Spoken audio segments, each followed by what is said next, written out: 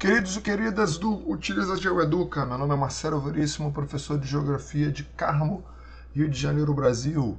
Vamos falar hoje de globalização e seus elementos, globalização como um processo de integração econômica, social e cultural que se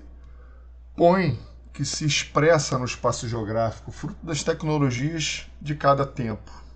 E as tecnologias de cada tempo hoje leva em consideração as duas redes de transporte, a rede de transporte e a rede de comunicação, as redes materiais e imateriais que possibilitam essa dinamização dos fluxos de pessoas, de mercadorias, de capital, de investimento, que são utilizadas e muito pelas empresas transnacionais, conhecidas antigamente como multinacionais, empresas que têm a possibilidade de se fazer valer dessas duas redes e que muitas vezes tornam a competição desigual, devido justamente ao seu poderio de ação frente às empresas de menor tamanho, principalmente nos países menos desenvolvidos. São empresas hoje em torno de 40 mil empresas internacionais que concentram 70% do comércio mundial.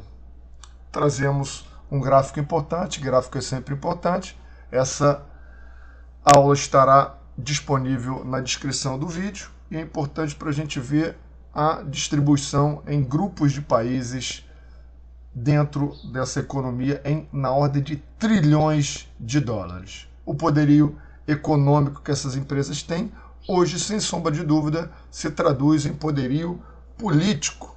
Estamos falando na possibilidade de investimento a nível global. E é importante que a gente tenha a dimensão de que essas empresas são bem-vindas. São.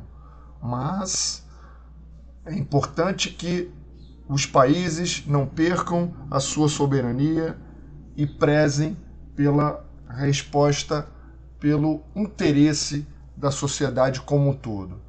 Naquela questão do ganha-ganha-ganha. Todo mundo tem que ganhar nesse processo. O Walmart, por exemplo, tem em faturamento, é importante falar em faturamento, maior que o PIB da Argentina, número de 2018.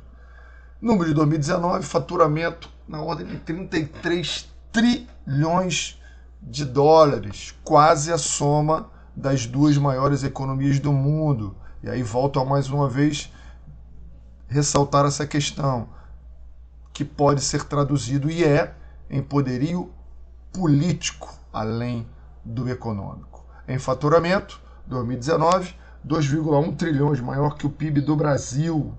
Maior que o PIB do Brasil, queridos. Trazemos aí em mapa, fundamental sempre mapa em geografia, que vai refletir a centralidade e o poderio e o reflexo dessas transnacionais e de suas sedes, obviamente, a maior parte nos países mais desenvolvidos, os países da Europa, América do Norte e Sudeste Asiático. Importante também salientar alguns pontos espaçados de países emergentes como o Brasil e, no caso do Oriente Médio, devido ao poder que as empresas de petróleo têm. Falando ainda sobre empresas transnacionais, e o nosso assunto é hoje sobre isso, a China, dentro dos países emergentes, concentram quase 50% do poderio dessas empresas. Brasil no mundo, 2016, importante que tenhamos empresas transnacionais, sim, importante que o país, como um projeto de país, incentive, já que a gente está nesse mundo, que a gente recebe, que existe esse dinamismo de empresas, que o Brasil tenha, sim, empresas poderosas para atuar em outros países. Obviamente, levando em consideração, queridos e queridas, a regulação, que é importante para evitar a perda e a intromissão além do limite do poder que essas empresas podem atuar. Eu trago alguns exemplos sobre isso, em manchetes de jornal de 2018.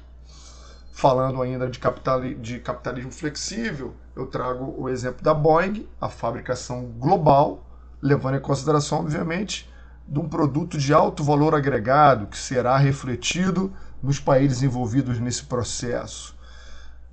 E aí é importante que a gente tenha essa dimensão. protecionismo e globalização, que na verdade é uma incoerência, né? Assim como várias incoerências que a gente vive hoje nesse país, né? Nesse mundo globalizado, né? Que é o protecionismo dentro de um processo de integração, mas que existe. E existe, a gente deve ponderar algumas coisas importantes, e uma charge sempre importante para isso. Eu trago a charge justamente nessa direção e trago um exemplo muito atual mesmo, muito contemporâneo, que é a questão da guerra comercial, obviamente, entre China e Estados Unidos, o exemplo do protecionismo, que a gente pode dizer protecionismo, dos Estados Unidos frente ao TikTok. Falo mais uma vez que estará disponível nessa apresentação final a fonte de pesquisa e essa apresentação. Forte abraço em todos e até a próxima!